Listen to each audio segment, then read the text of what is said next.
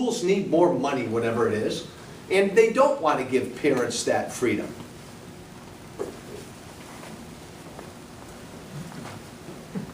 Do you see, though, where, even though I disagree with what the Democrat solution is to better schools, if I get in their face and say, you don't want us to have better schools, that's not right, they've just got a much different answer. It's that way with every single issue. Now I'm going to generalize, and I think you'd have a hard time disagreeing with me. Generally, the Democratic Party is the party of government. They believe in a bigger government doing more to help us with all our problems. I don't. Generally, the Republican Party, and they often get off of this, the Republican Party typically believes in a smaller government. When I said last week that the Democratic Party, part of their goal and their mission is to make people dependent upon government, it is. It is. My opinion. You may disagree. Because once they've got you dependent upon government, and then once you're dependent upon government, they keep increasing those benefits, what are you going to do as a voter every 2 or 4 years? Who are you going to vote for? A guy like me? Who are you going to vote for? For the government. You're going to vote for the party of government. And the Democratic Party is the party that said, I will give you more benefits. I'll keep giving you more benefits. So every time an election comes along, who are you going to vote for? That party that's giving you those benefits. This is part of the game we've played in Illinois for years. Illinois's got the worst pension crisis in the country. Do you know why? We had this dance. We played this dance for years. The public employee unions would help elect Democrats. How would they do it? By money and everything else. The Democrats in Illinois would turn around and they would increase the pension benefits. And then the public union employees the next election would help keep getting elected more Democrats. And they'd turn around, they'd increase the pensions. And we kept doing this election after election, and now look at where we find ourselves. Broke. With the worst pension crisis in the country. Illinois is not unique to this. Every state did this. And so now what you're seeing play north of us in Wisconsin is just classic.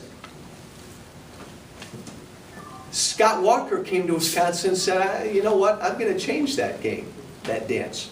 This isn't right. And he did. And that side, which is dependent upon government, which gets their benefits, look what they've done. They're up in a tizzy, and they have called a recall election, and they're going to try to get rid of Scott Walker in a week.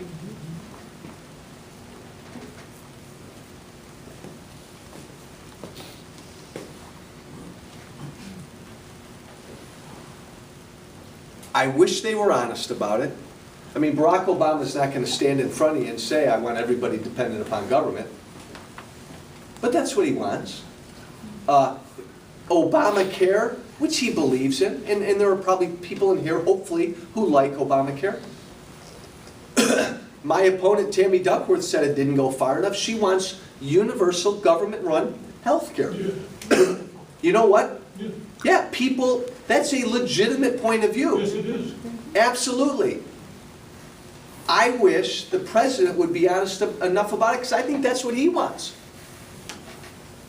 And if that's what you want, basically everybody dependent upon government for their health, your health care, you got to vote for these guys. But have that debate. Have a debate about whether it will work or not, whether we can afford it or not. But stand up for that side. Stand up for that side. And I will close with this. I will argue that the Democratic Party in modern times, they are that party of government. They want everybody dependent upon government. And when I said before that, look,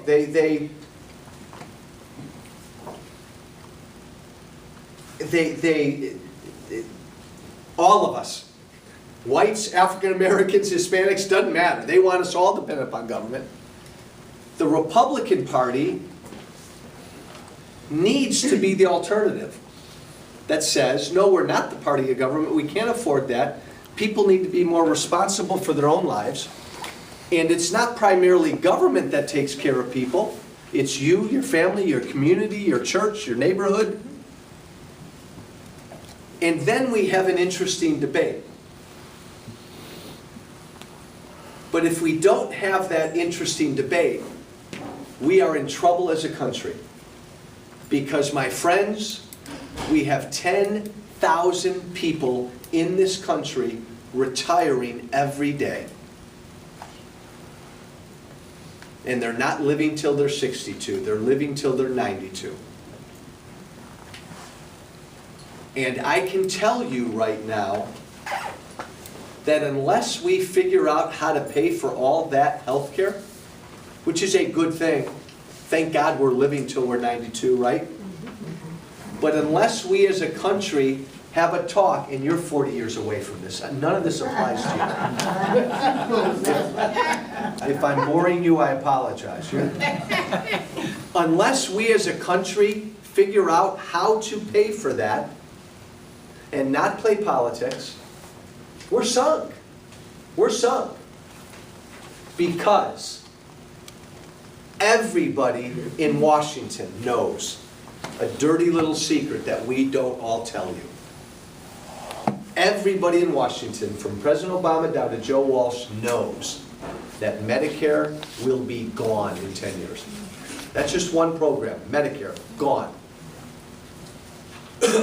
So, if you, no matter what side you're on, if you just want to take the stance that says, don't do anything about it,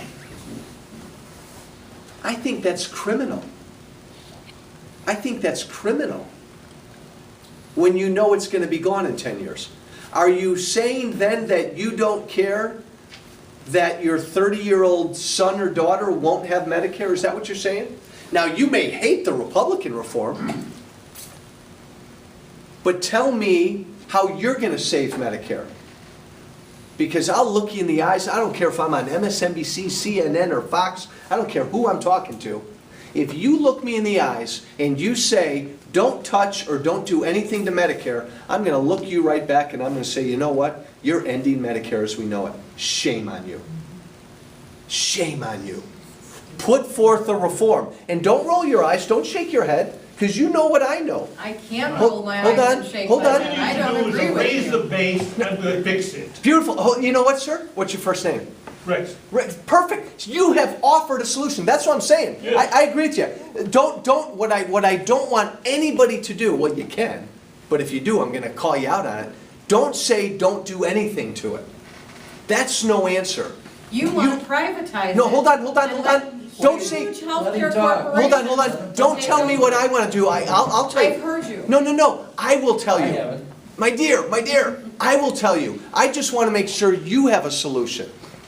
I want to make sure we all have some solution. All I'm saying is, if anybody stands in front of you, a Republican or a Democrat, and they say don't do anything, my gosh, don't vote for them. They're letting Medicare die. Can't do that. All right, I'm going to stop right there. Let's open this up. Any subject, any topic, any question. Remember, treat each other with respect. All of us. Who's got a first one? Yes, my dear. I have what I think is a fair solution Two. to the entire nation. Oh my God, somebody take notes. Staff, hey everybody, we have a solution to every problem in the country. I'm going to hang out with you. Go ahead. I think that everybody is entitled to their own opinion. Yes? They have their own reasons for their opinion. Yes. I suggest that people research and learn about the method that they're interested in and see how it works. If it's a positive solution, I would vote for it. If it hasn't worked and has never worked in the past, I would strongly walk away from it. Do you, it's an interesting notion. Do you have any specific policy or issue you're thinking about? I'm thinking about universal health care. Okay. What's your thought? Well, it hasn't worked. I'm thinking about socialism. That hasn't worked. Just look at the movie 1984 and see what you think about that. I'm saying learn about what's going on before you step out and slit your own throat. Well, let me put it more diplomatically. How about that? I'm going to be more diplomatic. Here's something we all can agree on. My God, please be an informed voter this year. Inform, learn. And the other thing we got to do is, it's like we've really gotten to the point in this country where we all live in our own echo chamber. We're only listening, too many of us are only listening to and talking to people who agree with us. And if you're a conservative Republican, man, come on, be honest. You're spending 90% of your time on Fox, right? Be honest with me. I used to be a Democrat. Okay, hold on. And if you're a solid, strong Democrat, come on, be honest. All you do is listen to MSNBC. Too many of us, I'm not picking anybody in this room, too many of us tend to do that. Now the bad part about that is when you tend to do that, you tend not to learn a lot. If you're only talking to people who agree with you, I love telling this story. John, you know this story. Back in 1972, when Nixon beat McGovern, Nixon killed McGovern. Did McGovern even win his home state? No. He won Massachusetts and D.C. That's right. That was his home. What was his home state? South Dakota. South Dakota, thank It was you. South Dakota, Okay, yes. I mean, Nixon won in probably one of the biggest landslides the country's ever had. And there was a famous, well-known New York City broadcaster, somebody in the media, who the day after that election was just scratching his head, and he just couldn't understand how Nixon won because everybody he talked to voted for McGovern. Now, I'm making fun of one side. Conservatives do the same thing. We tend to only talk to people who agree with us. I just don't think... I don't think we learn and develop when we do that. So, if there are things you believe in, if you believe in universal government-run health care, man, study it and make sure and have a good defense for it. If you think it's the worst thing in the world, you better be able to tell me why you don't think it works. We live in this crazy internet age where we like everything's instantly, like what I'm saying right now will be on the web in 20 minutes. Maybe it's already on. It's like your politicians don't think anymore. Like back in Lincoln's day. I mean, before all this instant stuff, they thought, they reflected about things. Now we all got to make decisions instantly. We need to think more. Good point, though. Shame on us if we don't use that internet, you know, to get the answers that we need. We have no excuse for I not know, knowing the but truth. this is, for all of us, be careful when you're on the internet. Well, that's because true. everything you But I'm read... saying, everything yeah. is more accessible to us today. I know. We don't have to put any great effort into finding out the truth. No, stop, but I would argue you have to put in great effort to be discerning. Because Well, there's so much that's out there. within. How do you know what's true or not? We all need to be better informed voters. It's up to us. Look, you lose a democracy when the people stop paying attention. And we're pretty close to that. We got a lot of uneducated people in this country who don't even know when the country was founded, who don't even know how many Supreme Court justices there are. I mean, we got a pretty uninformed electorate that we got to educate again. Yes, sir. The Supreme Court has already voted. I'm going to wait for their opinion on health care. See what It's they- coming soon. I know.